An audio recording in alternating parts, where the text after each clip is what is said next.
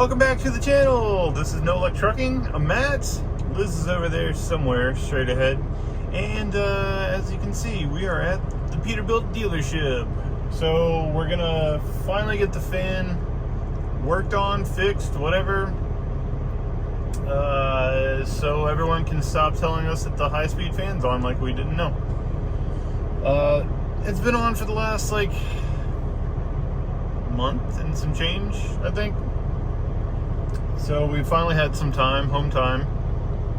So we're gonna take it over here and get it looked at. I need to drop the trailer real quick, and then we'll probably pick up after we drop it off.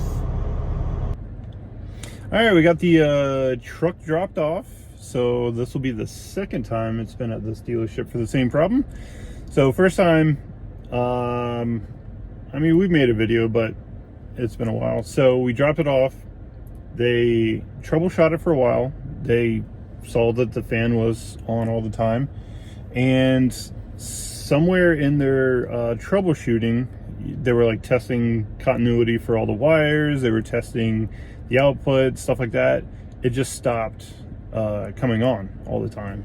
So at that point, they just turned it back to us. Well, actually, they kind of were being super dodgy when I was like, so what was the problem? Yeah. And they were like, I don't know, but it's under warranty, so don't worry about it. Just come get the truck. Everything's working now. So I was like, okay. So I get here and I'm like, what was the actual problem? Because I want to know what you guys fixed. And then at that point, they called the manager, the shop manager. He was like, well, I don't know. We don't know. They were working on it, and it just started working like it should. So here you go. But don't worry, it's all under warranty. And they sent us out the door. And then 2 days later, they sent us a bill for their troubleshooting time because it wasn't under warranty. When I called, he's like, oh, that definitely isn't under warranty. I'm like, you guys sent us out of here under warranty after not actually doing anything. So now we're having to foot the bill because they couldn't find you stopped like looking for the problem. And he was like, well, yeah, I mean, that sort of stuff is not under warranty. I'm like, yeah, you're so sure of that right now, but 2 days ago when you wanted me to leave the place with our truck in the same condition that we brought it to you, it was under warranty. Don't worry about it. Don't worry about it. It was under warranty. So that part really frustrated me, and that's why we were really hesitant to like bring the truck back for the same problem. Because one, anytime it's intermittent, I definitely don't want to be here. Two, it wasn't a big enough problem to like put the truck down. We have run the figures, and it has not affected the fuel economy at all. It's an annoyance. It's loud. It makes, when you are going down a hill and you hit the Jake brakes, it hunts for the next gear sometimes for a while, and occasionally when we're really heavy, it delays the shifts.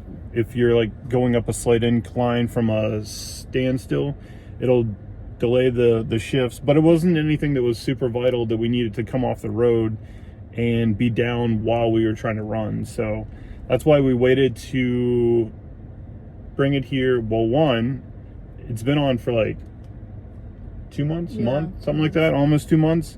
So I'm pretty certain that it's not intermittent this time. I have physically wiggled all the wires, and I have unplugged the module, plugged it back in. I haven't gotten out the multimeter to test it because I figure if it's that in depth, I mean, hopefully they can actually find a problem.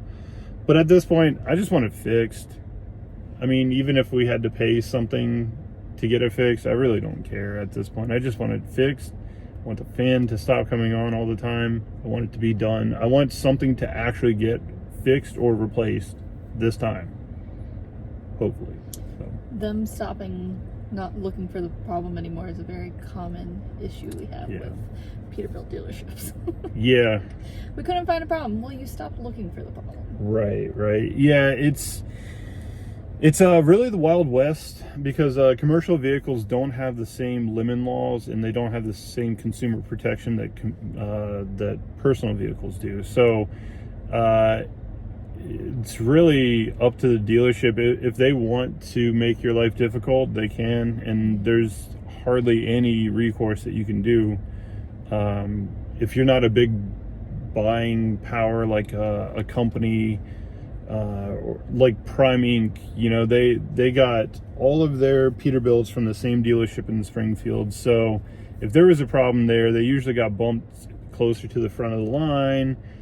They had a lot of negotiating power because they were buying a ton of trucks. But if you're a single truck operation, you have no pull, no power in it. So it's really easy to get swept under the rug of the dealership, you know, if they don't want to help or anything. So that's why we're being super selective on when we wanted to bring it here, and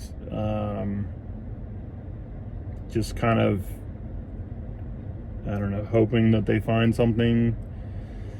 But like I said, at this point, I mean, we were close to deciding whether we were just going to buy the fan control module ourselves or drop the truck off here. But we brought the truck down here. The trailer is with it. We dropped it over in the trailer lot.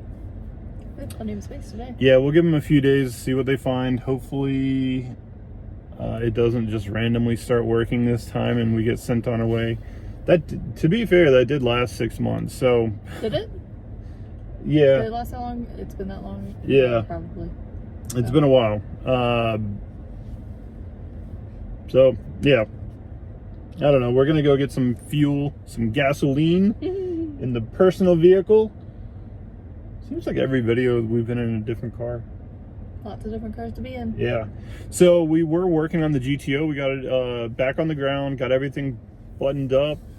We need to put the center console trim back up, and I think we're going to be driving that today. So it's been a while. All right, so we just got home from dropping the truck off. So these are the ribs that we cooked yesterday, half rack beef ribs. They turned out pretty well. I tried some hot sauce base as a binder and then put the seasoning on it. It turned out a little saltier than I wanted to, but flavor's good. So we have beef brisket here. Gonna get this trimmed up. I guess we found the secret to buying beef brisket is go to Costco. It's about half price of what we would normally spend on a beef brisket. So we're gonna get that on the smoker and then go work on the GTO for a little while. All right, so that's what we ended up with the trimmings. This is the brisket. So we used yellow mustard as a binder and then just used coarse ground pepper. So this is like a South Texas style brisket. We've done it a few times. It turns out really, really good. It's on the smoker. So that should take a couple hours, probably 4 or 5 hours. Starting to get a little color in the meat. It's been on for about an hour and a half, I believe. Long enough to have some breakfast and get some things going in the house. And now it's time to go work on the GTO. All right, there it is. We got it out of the storage unit. It started up, clutch did the clutch thing, cleaned off the windows. Looks like we got the exhaust tips lined up. That was a process. I don't want to have to do that again. Not for a while anyways. Gotta get the wheels cleaned up. I grabbed some polishing compound off the truck. And we're gonna go give it the first test drive after we tore it apart again. All right, car made it from the storage unit over to the house. And now I need to adjust the exhaust. It was rattling when I was not on throttle and it would go away when I was on throttle.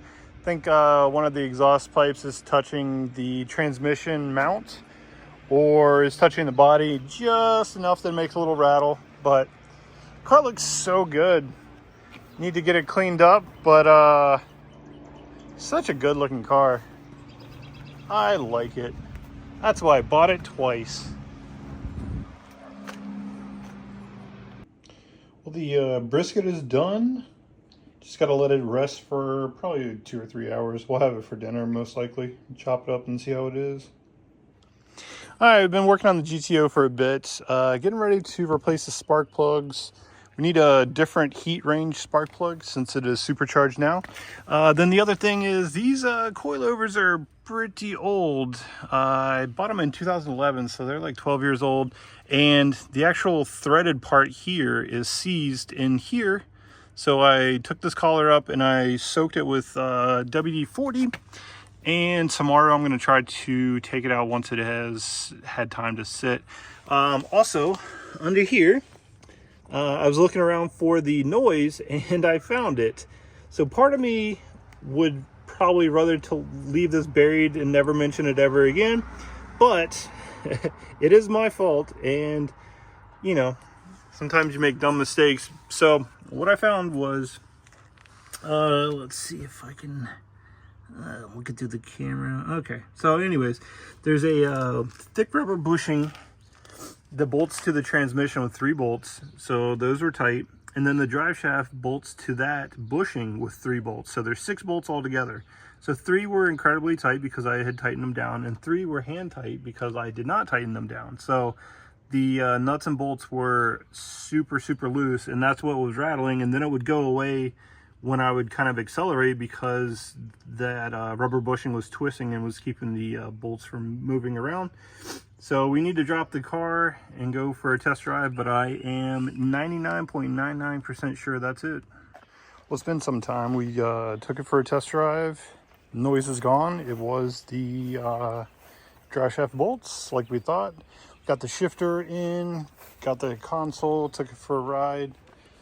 May have given it a little bit of pedal, spun the tire a little bit, but you know, what are you gonna do? Gotta have fun in the fun car. So I think we're gonna end this video here, get a video up for you guys. So thank you guys for watching, and we will catch you on the next one.